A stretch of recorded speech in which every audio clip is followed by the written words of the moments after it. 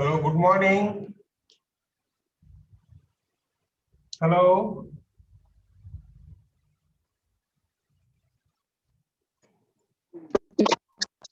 Hello, good morning. Good morning, sir. All right. Shall we start?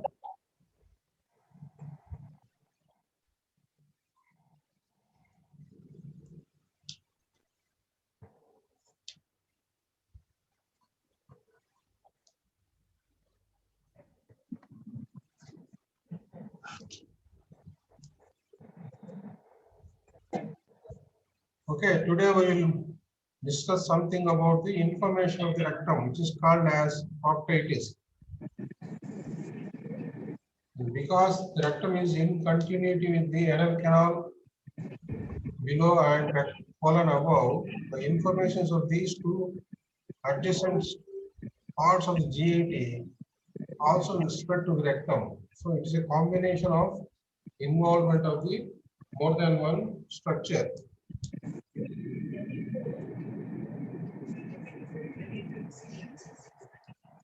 The inflammation of the rectum is called as proctitis. Often it is called as proctocolitis because The colon above will also be inflamed along with the rectum, and colonic inflammations will spread down to the rectum. And a patient with typical proctitis will be a middle-aged patient who complains of defecatory frequency. Stool frequency will be there with passage of loose motions. They are often mixed with blood in the stools. So if a person, middle-aged person complains of stool frequency, passing of loose stools mixed with mucus and blood, you can suspect proctitis. He is suffering from the proctitis. Because it is the main function of the rectum is storage function, and when it is inflamed, it becomes intolerant. As soon as the fecal matter comes down into the rectum gets irritated, it initiates the defecatory reflexes. The patient has to visit the bathroom. So more frequently he has to go to the bathroom. And this can be acute or non-chronic, acute or chronic, specific or non-specific. Depending on the duration, it can be acute or chronic. Depending on the etiology, the cause, it can be called as specific type or non-specific type. Non-specific type means there are signs of inflammation in the rectum, and the cause of the inflammation could not be discerned. Either bacteria or autoimmune or irritation, some other thing cannot be definitely said. It is included in non-specific proctitis. But the cause is known, it is specific proctitis. The more common will be, more usually seen condition will be chronic non-specific proctitis. Chronic non-specific proctitis is the combination clinically we see routinely. How to diagnose proctitis? You need a proctoscopy, which is often inadequate. You can see only the anal canal and the lower half of the rectum with proctoscopy. But to confirm the information of the entire rectum, you need to do sigmoidoscopy.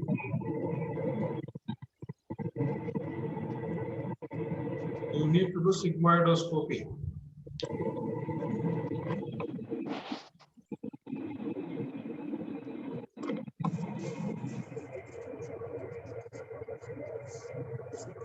There is a lot of disturbance here. Please mute, all of you, mute yourself.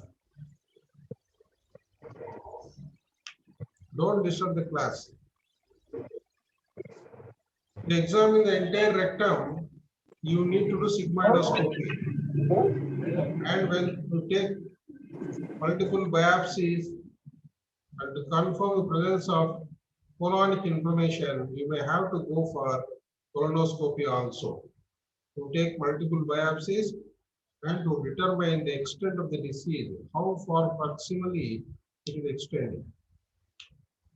And pathological assessment is also needed with the help of the biopsy. The material, the stools, or the discharge, or the mucus, or scrapings from the ulcers if they are present, all these things should be subjected to bacteriological testing, and culture of the stools and swabs taken from the ulcers should be sent for cultural sensitivity and pathology. To know the cause, all these things are needed to identify the cause of the rectal inflammation and to institute definitive treatment for the cause. The causes can be non-specific proctitis, as we discussed. It can be specific causes that can be there, or it can be a part of the inflammatory bowel disease. Inflammatory bowel disease, ulcerative colitis, and Crohn's disease, both of them are called as inflammatory bowel disease. So rectum can be involved as a part of this generalized inflammatory bowel disease. Non-specific pathology, if you see, there will be confluent inflammation affecting the mucosa and submucosa in the distal rectum. Only in 10% whole colon will be affected. Etiology is usually unknown. It can be taken as mild and limited form of ulcerative colitis. So sometimes you can consider the proctitis as a limited form of ulcerative colitis, but truly the cause of this thing is unknown. Frequent small quantity stools mixed with blood will be present. There will be constant desire to defecate, but when the person goes to the bathroom, only few or a little of mucus and blood will be passed. He will be having malaise and pyrexia in acute cases. In exacerbations, patient may develop fever and weakness. Rectal examination shows warm and smooth mucosa because it is edematous. The rectal mucosa will be smooth and warm to palpate, and blood and mucus will be seen on the finger glove. So when you remove the finger, if you see the finger cut, there will be blood and mucus suggesting some information. Only blood is seen, you have to think of the growth or the piles, bleeding piles, etc. Mucus is also shown, it indicates some inflammatory pathology is also there. Proctoscopy shows the inflamed mucosa, but no ulceration will be seen. The treatment, non-specific anti-inflammatory agents must be given. So there is inflammation, the cause is unknown, so you have to suppress the inflammation by anti-inflammatory agents. The specialty of these anti-inflammatory agents used in this condition is they are locally effective. We must introduce them into the rectum and colon nearer to the mucosa. So it is not sufficient to ask the patient to take tablets which get absorbed in upper GIT and reaches the tissues. These particular agents will act locally. So it is your duty to see that the drug reaches locally. The common things, types of drugs which are used to control the inflammation in this particular condition is 5-amino salicylic acid compounds. Topical 5-amino salicylic acid compounds are introduced in the rectum. The names of the drugs preparations are pentasa or asacol or mesacol, etc. If the inflammation is not controlled with this, you can give topical steroids in the form of rectal suppositories or retention enemas. Tablets will be there, soft tablet will be there. You can introduce them through the anal canal into the lower rectum. There they dissolve and exert the anti-inflammatory effect on the mucosa. Or you can give them as retention enemas. If the volume of the enema fluid is less than 100 ml, 60 to 100 ml, the defecated reflexes are not initiated. They stay there in the rectum and exert their effects. So if the volume is more, the reflexes will initiate and the patient passes the enema fluid out. So if you give little quantity, they get retained. They are called as retention enemas. So locally acting drugs must be tried in the form of 5-amino salicylic acid and topical steroids. If resistant, you can go for the systemic steroids like oral steroids, or you may need to do surgery in case of emergency. If the colon gets dilated, if the rectum gets dilated very much and become gangrenous, you are forced to excise the gangrenous part in the form of surgery. So the main drug is salicylic acid and its derivatives are used in the to control the inflammation in proctitis.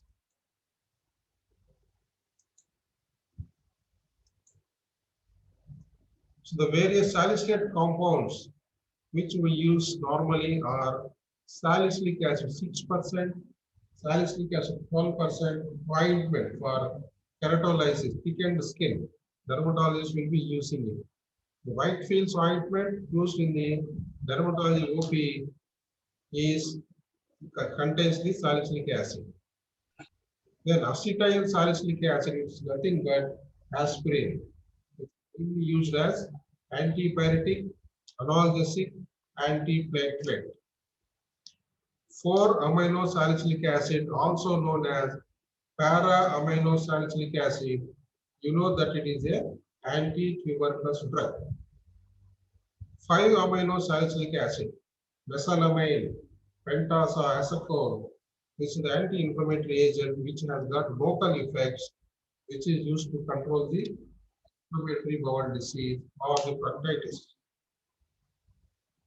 Methyl salicylic acid, nothing but the amrutazolam, which is used as a counter anti-irritant for headache or for painful conditions. So salicylic acid is a very useful compound. It is used in many forms in the medicine.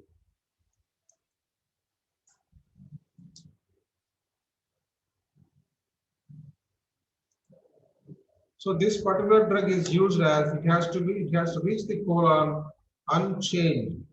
For this, to prevent the damage of the drug in the stomach and the intestine, it has to be given a co-drug, a transport molecule, sulfapyridine, and the 5-amino-salicylic acid, sulfapyridine are combined with azobond, which prevents the damage of this drug, this drug in the stomach and intestine.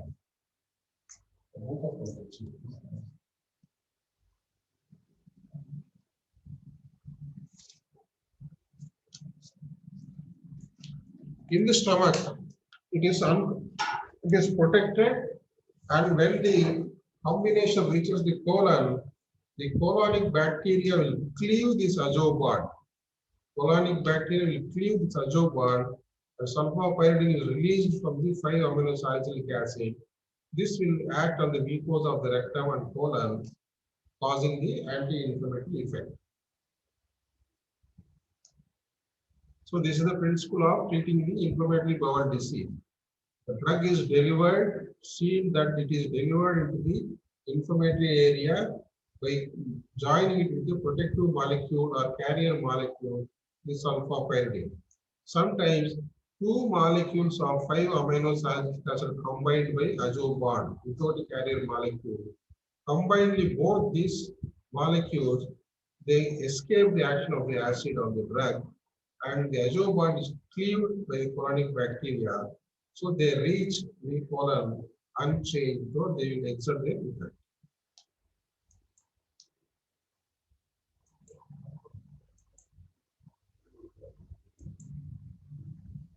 Various combinations of the drugs are available depending on the extent of the inflammation, severity of the inflammation. Various combinations are tried.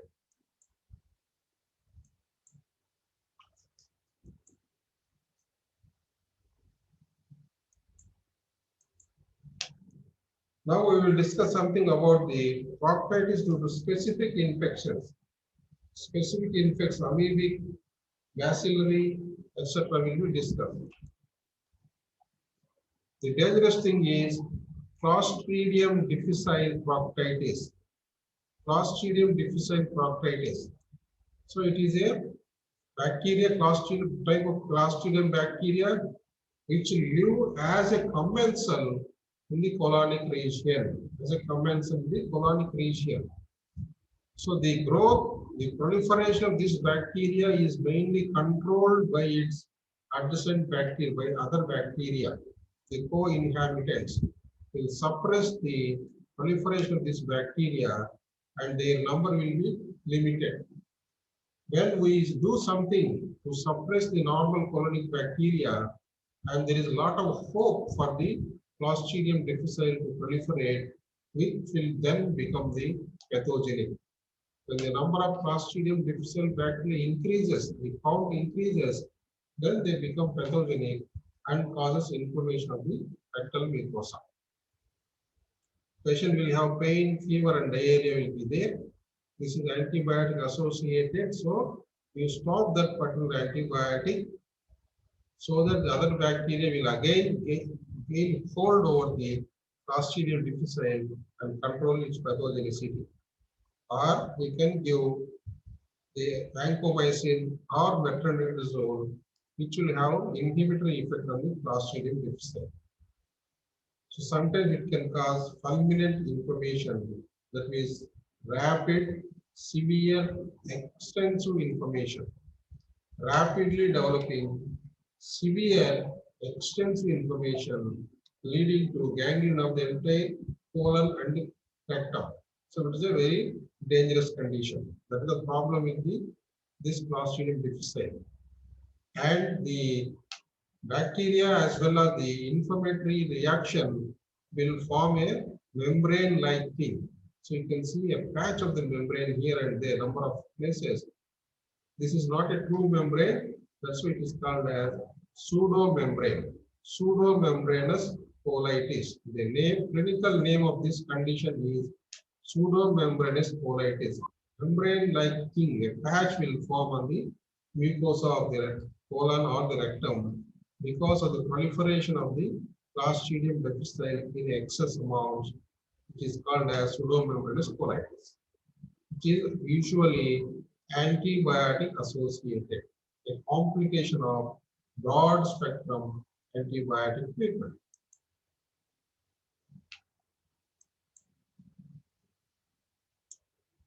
Patient will have diarrhea or self-limited colitis, pseudomembranous colitis, toxic megacolon or fulminant colitis. This is the clinical spectrum. All the clinical conditions can result because of the excessive proliferation of the Clostridium difficile. Patient may have diarrhea with crampy abdominal pain and anorexia, fever, leukocytosis, and electrolyte abnormalities. It can be diagnosed by the history of use of antibiotics as well as stool cytotoxin test. The toxins A and B, which are released by the Clostridium, can be identified in the stool and the condition can be diagnosed. When you see the proctoscopy, the inflamed mucosa is covered by yellowish wart-like membranes. Yellowish wart-like membranes or pseudomembranes. So the condition can be diagnosed. The pseudomembrane consists of a mixture of inflammatory cells, fibrin, and bacterial and cellular components.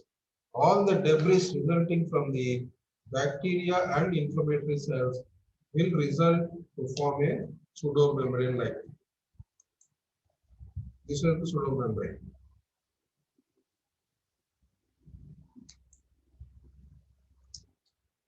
Management. In mild cases, you just stop the antibiotic.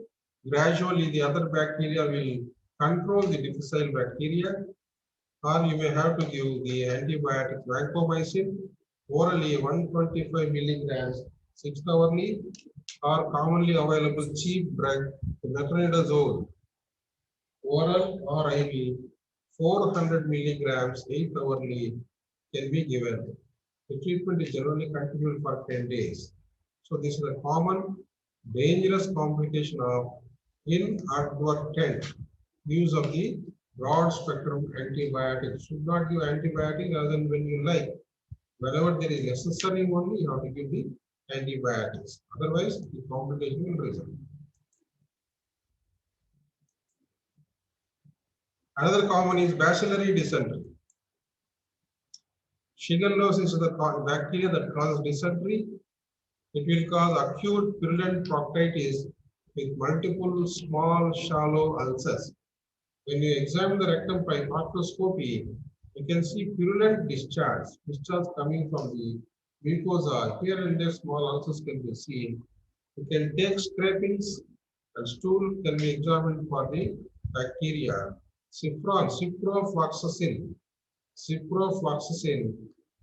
can be given 500 milligrams twice daily. That's the treatment for bacillary dysentery. Amoebic, another common condition. Usually it causes chronic infection with exacerbations. Bottle-shaped ulcers with undermined edges can be seen at proctoscopy or sigmoidoscopy. Scraping set for warm saline for microscopy. You take the scrapings, keep it in warm saline and examine it under the dissecting microscope. You can see the trophozoites moving with amoeboid movement. You can see the actual trophozoites moving. Metronidazole 400 milligram thrice daily is the treatment of choice for amoebic dysentery.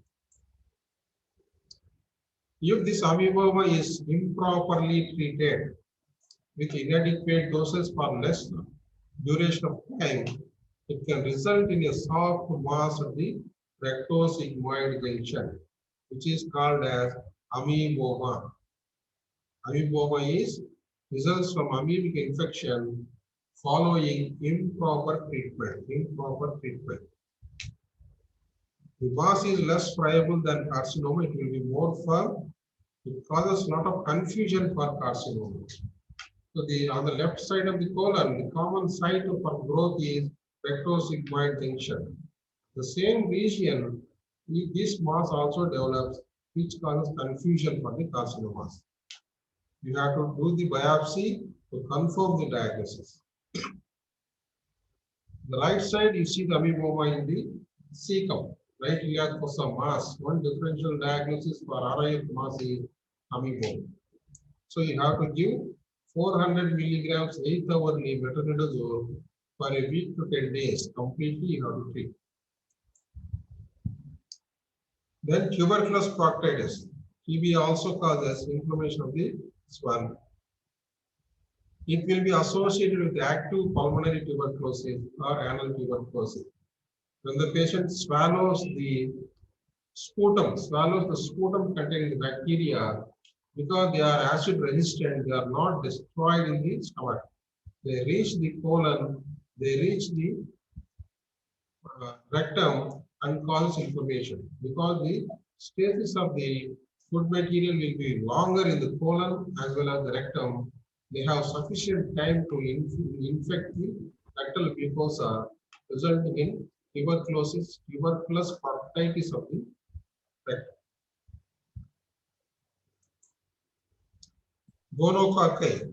Unnatural sexual practices will result in gonococcal inflammation of the mucosa. You can give cefixime, ciprofloxacin, ofloxacin, or amoxicillin as a treatment. Another chronic inflammation is lymphogranuloma venereum. This results from unnatural activities when chlamydia entering the pararectal lymphatics. Mucosa will become hyperemic and enlarged lymph nodes gives a clue for the diagnosis. Lymphogranuloma venereum usually infects the inguinal lymph nodes. When the bacteria enters the anal canal and rectum, there also they cause inflammation. These bacteria will traverse through the mucosa, reach the pararectal lymphatics. When fibrosis ensues in the pararectal lymphatics encircling the rectum, they may result in stricture of the rectum, benign stricture of the rectum, which is more commonly seen in women. With the infection reaching the cervix, they gain entry into the pararectal lymphatics and gets fibrosed, resulting in one form of benign rectal stricture.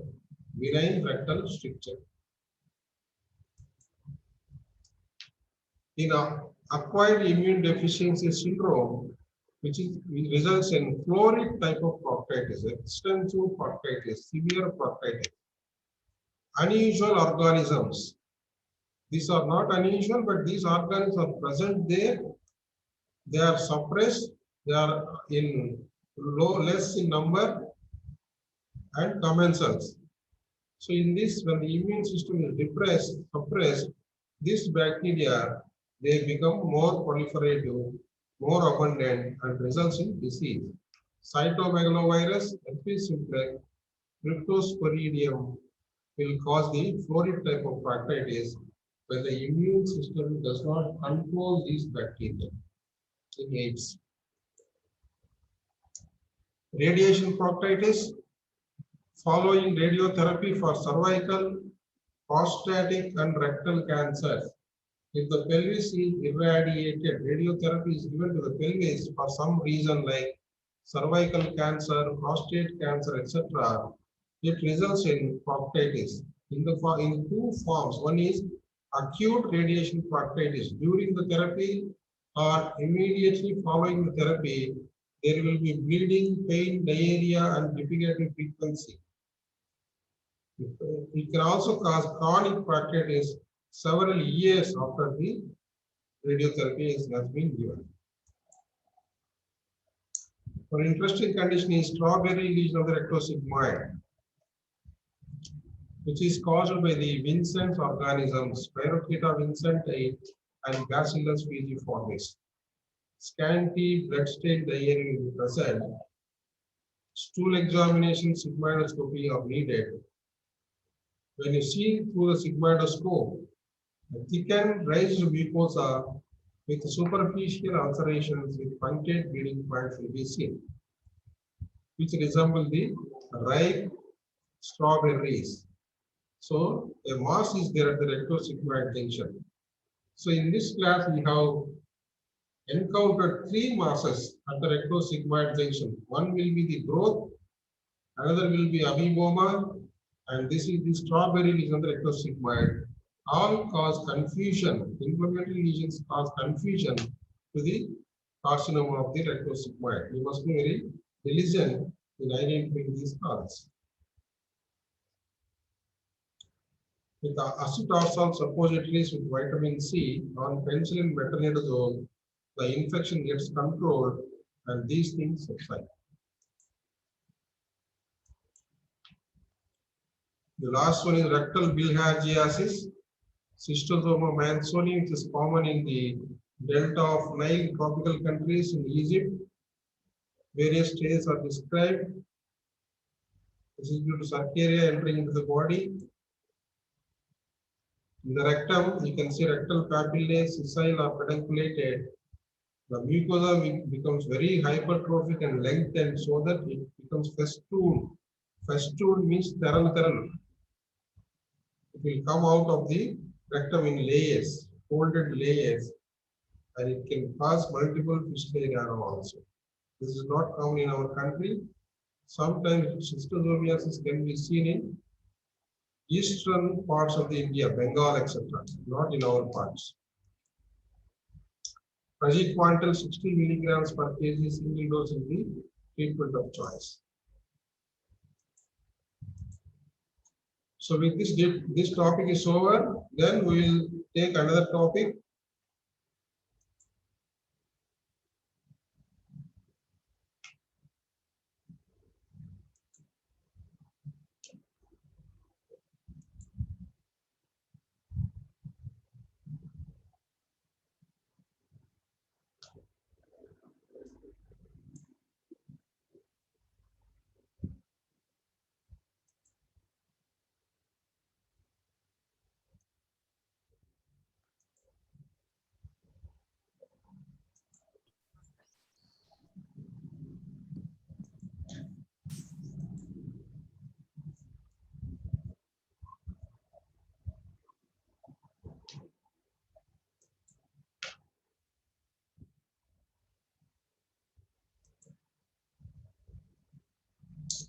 Now we will talk about the neoplastic conditions.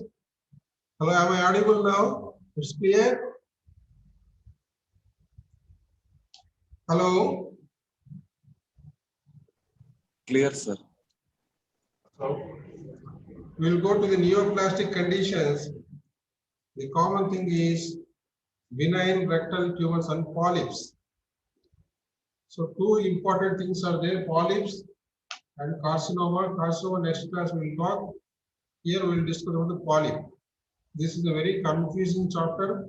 Number of polyps are there, number of types of polyps are there, number of etiological agents are there. You must be careful enough to identify dangerous polyps from the non-dangerous polyps. The polyp is a manifestation of localized mucosal disease along with polyp and ulcer. Localized mucosal disease will present as a mass, that is polyp or an ulcer. Any mucosal protrusion is called as a polyp, regardless of its histological nature.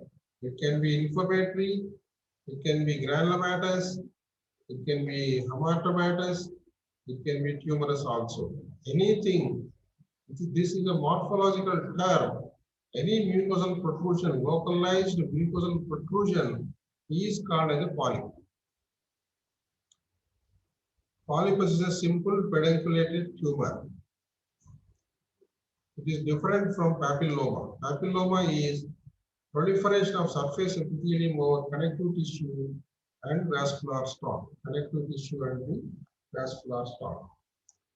So yeah, the papilloma will have central core of tissue covered by the epithelium, whereas polyp will have this consists of entirely the entire round sphere of the polyp will have the tumorous tissue or the tissue, not the central core, and it will have a stalk from which it hangs down. So this is a pedunculated polyp. Entire the main, this is the polypus part, main part. It consists of the tissue, and it will have a stalk. The presence of the stalk indicates it is of long duration because of continuous pull from the push or pull from the peristaltic waves. This mass tries to separate from the mucosa, from the wall of the rectum or colon, and the mucosa, this up to this is normal mucosa.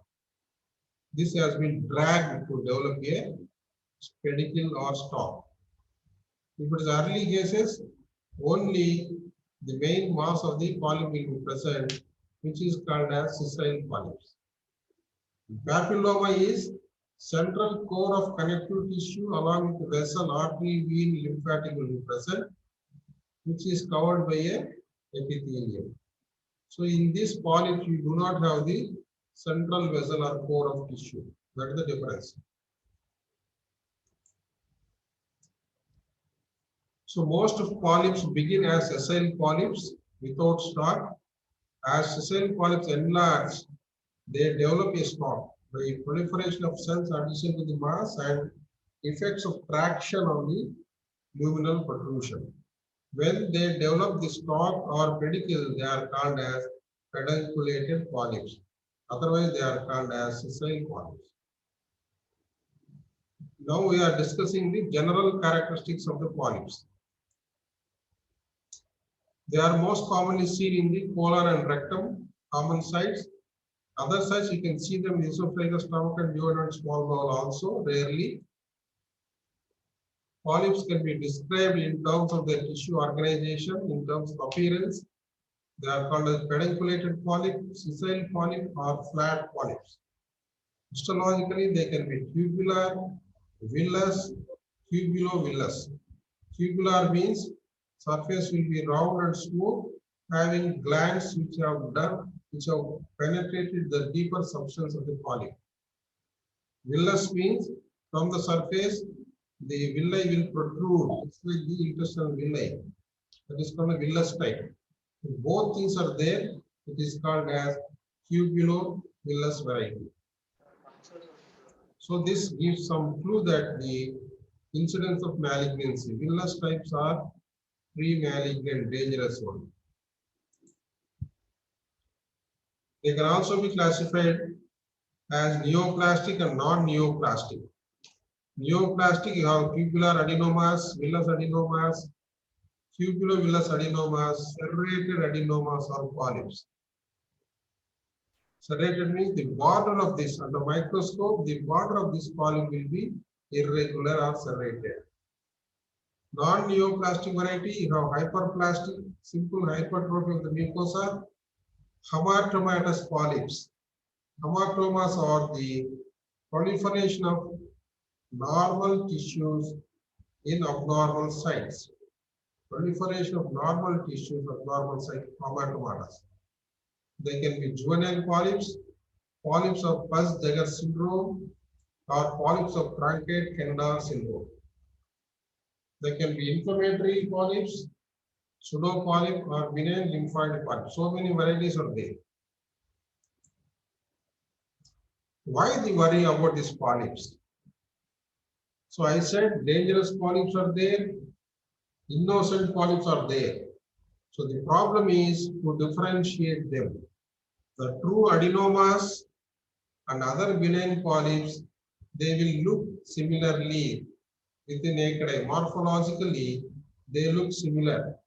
It is hard to separate them clinically. So you cannot identify whether it is adenoma, which can lead to carcinoma, or a benign type of non-malignant polyps. That is the problem.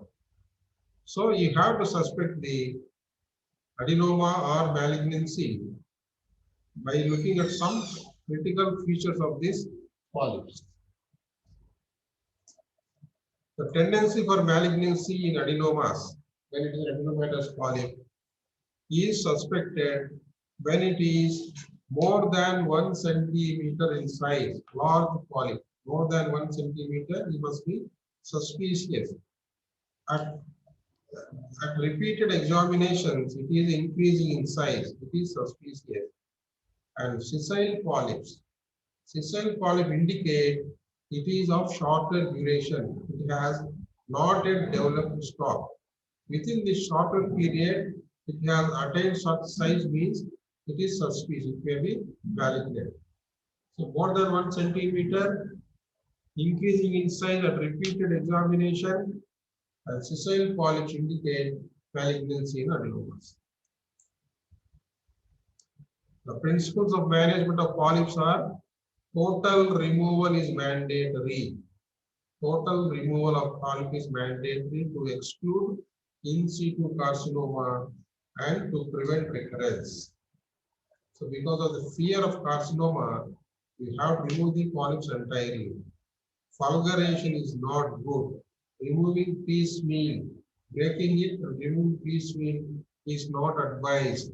You may leave behind a tumor tissue and it may lead to recurrence. So fulguration should not be done. Total removal must be done. And polyps are multiple often. So you have to examine the proximal part of the colon also to look for polyps in the proximal part. For that, you need to do full colonoscopy is mandatory if a polyp is found lower down. If you see a polyp in the rectum, you have to examine the entire colon for presence of other polyps, for presence of malignancy carcinoma of the colon. If only carcinoma is there and you remove rectal polyp and create a raw area, the malignant cells which are swept in the fecal matter will come down and lead to carcinoma of the rectum.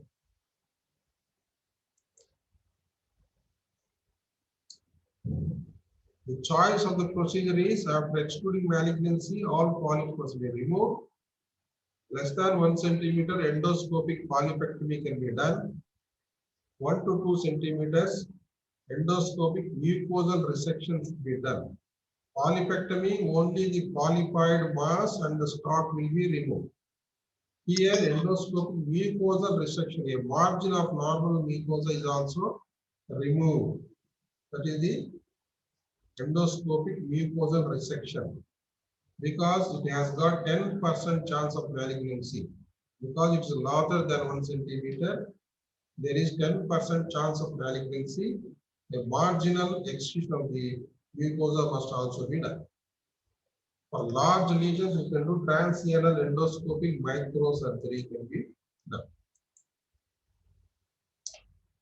So this is snare polypectomy. If it is pedunculated, you apply a snare wire around the neck of the polyp and excise it. If it is sessile, you develop a pseudostalk by injecting solution. Normal saline with adrenaline or gelatin will be injected underneath the polyp so that it raises the polyp and immediately develops a stalk-like thing. Then you can apply the snare around this pseudostalk and excise it. If it is large or sessile, you can do the endoscopic mucosal resection. The problem with this EMR is perforation of the bowel, bleeding from the ulcer.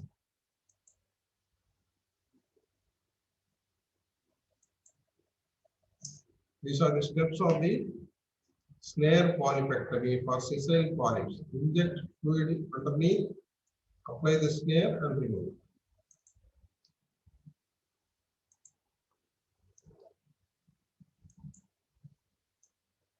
Now we will talk something relevant to the rectum. Polyps relevant to the rectum. Types of polyps seen in the rectum. The most important thing is villus adenoma. Villus adenoma presents as sessile frond-like appearance. This is the frond, divided leaves. You can see these types of leaves in certain plants. The main large leaf will be divided partition like this. So this appears. If you see a group of these leaves, it appears like this, frond-like, divided leaf-like. If you have seen the what is that plant? Fern.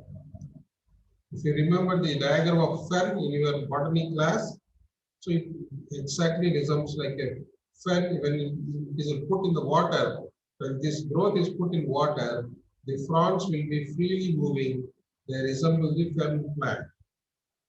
They are sessile frond-like appearance. They have tendency to become malignant in 30 to 50% of the cases. So this is a dangerous type of adenomas or polyps. The second problem is they secrete mucus profusely, profuse mucus discharge, which contains lot of potassium.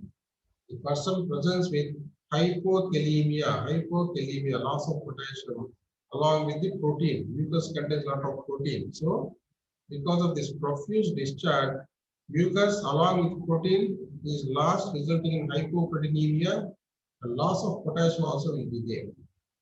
They are treated by submucosal resection endoscopically per annum. So you can introduce the scope through the annum into the rectum and do the endoscopic resection. If you happen to open the abdomen from above, you can do the sleeve resection from above. So open the rectum and the sleeve of mucosa containing the tumor is removed.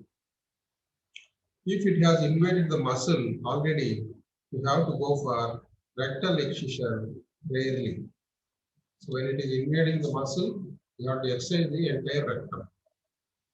And nowadays you can do the transanal endoscopic microsurgery without opening the abdomen.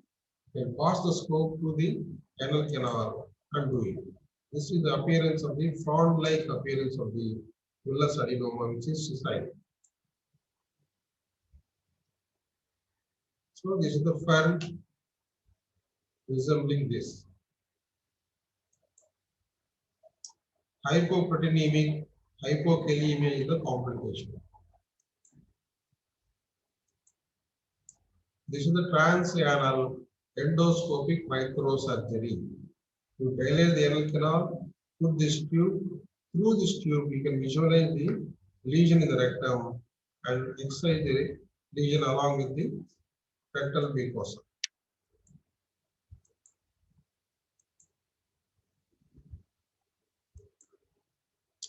The second one is familial adenomatous polyposis. This commonly affects the colon. It can also affect the rectum. It is familial. It runs in families, genetically predisposed because of the defective or mutation in the APC gene. Adenomatous, all these polyps are not inflammatory, they are adenomatous, they are tumorous. Once you say adenoma, it indicates it can at any time, it can become malignant. Then polyposis, not single polyp, not one or two polyps, number of polyps, hundreds and thousands of polyps will be present. So large number of adenomatous polyps are seen, which the disease runs in families because of the defect or mutation in the APC gene. Autosomal dominant inherited condition, 100% pre-malignant. Villus adenoma, 30 to 50% is the risk of malignancy. Here it is 100% malignancy. Multiple colonic rectal polyps develop around puberty.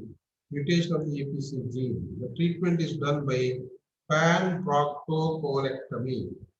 The risk of malignancy is 100%. You cannot take the chance before the person develops malignancy.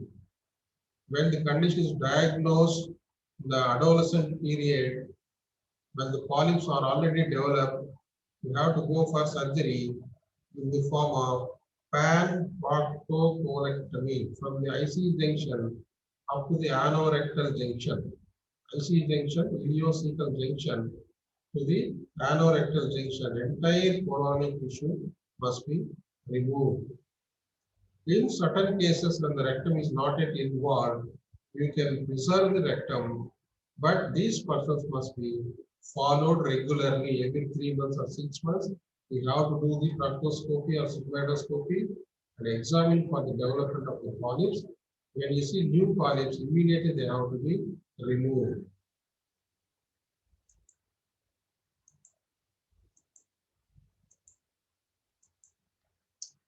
Even if you do the total pan-proctocolectomy, the polyps can develop in the proximal part of the gastrointestinal tract, esophagus, stomach, duodenum, and the small bowel also.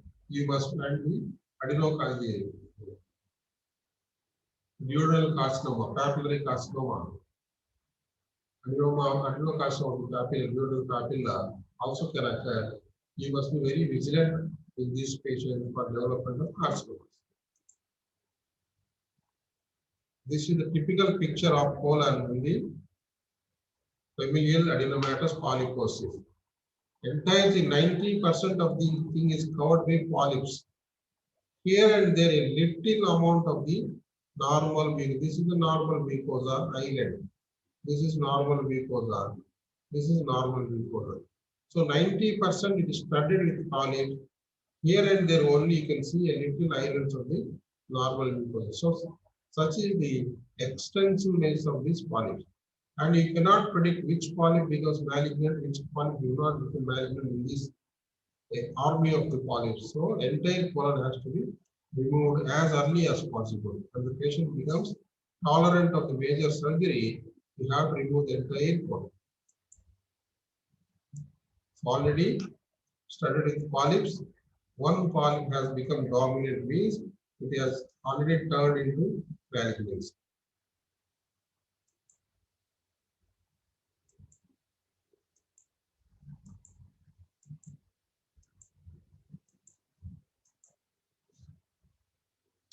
This topic will be covered fully in when we deal with the colonic diseases. Then hyperplastic polyps, they are frequently multiple, they have no malignant potential. So they are benign polyps.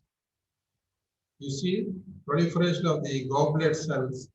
In the microscope, you can see the proliferation of whitish goblet cells indicating hyperplasia of the mucosa. Hyperplastic polyps, non-malignant, no malignant potential. Inflammatory polyps, they are nothing but edematous islands of the mucosa associated with colitis and other inflammatory diseases. Sigmoidoscopy shows obvious signs of inflammation. Hamartomatous polyps. This is an interesting condition. You can have single polyp. When a single polyp is there, you say it as juvenile polyp. When multiple polyps are there, you say it as juvenile polyposis. This is a sporadic condition. Single polyp appears as a cherries hanging from the tree, cherry red tumor, bright red glistening pedunculated spear seen in infants and children coming out of the anal canal.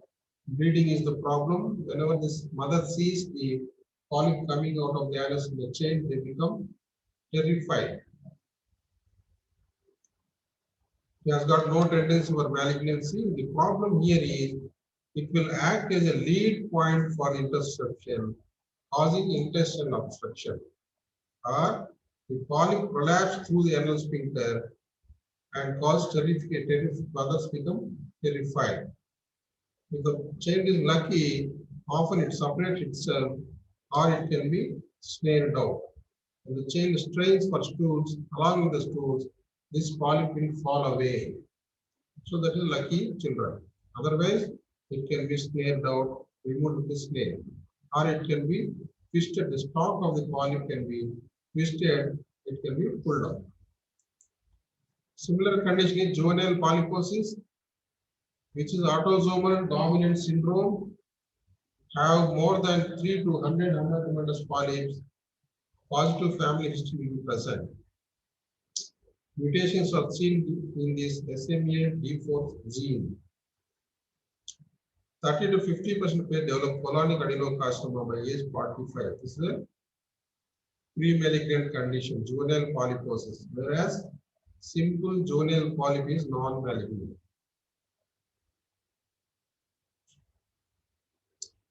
Juvenile polyp will have honeycomb appearance under the microscope.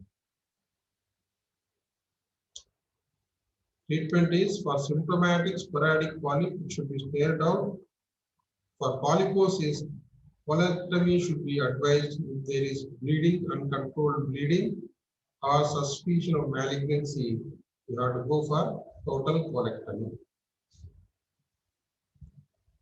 Then polyp-like lesions, which resemble polyps, are endometriomas in women, hemangiomas, stromal tumors, and benign lymphomas. These things also will present and will rise the mucosa and present as polyps. So when you diagnose this condition, the specific treatment of the particular condition must be given to the person. So with this, we stop this topic here. Tomorrow we'll discuss about the carcinoma of the rectum. We'll stop the class here and thank you. Thank you one and all.